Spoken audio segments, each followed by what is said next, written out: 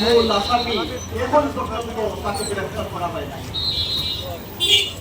এর একদিন আগে তাকেও তার উপরও হামলার শিকার হয়েছে সে, কিন্তু এখন পর্যন্ত তার হামলাকারীদেরকেও এখন পর্যন্ত পুলিশ গ্রেফতার করে, এখন পর্যন্ত কোনো আসামিকে গ্রেফতার করে নাই। আমি বলতে চাই পুলিশ প্রশাসনকে যে হত্যাকারীদের অবিলম্বে দ্রুত গ্রেফতার করার জন্য তাদের গ্রেফতার করে তাদেরকে শাস্তির দাবি করেছেন আমাদের সহকর্মী তুমি। তারই প্রতিবাদে আজকে আমরা এই মানববন্ধন কর্মসূচি চালিয়েছি।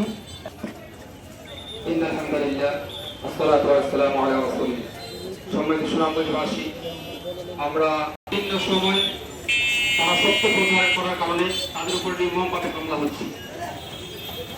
একাধিক জায়গায় শহীদ নামের যে সাংবাদিককে অন্যায়ভাবে দিনে দুপুরে সংবাদ, আমরা এর আগে বক্তব্য শুনেছি, এখন পর্যন্ত তার মূল আসামিকে গ্রেফতার করা হয়।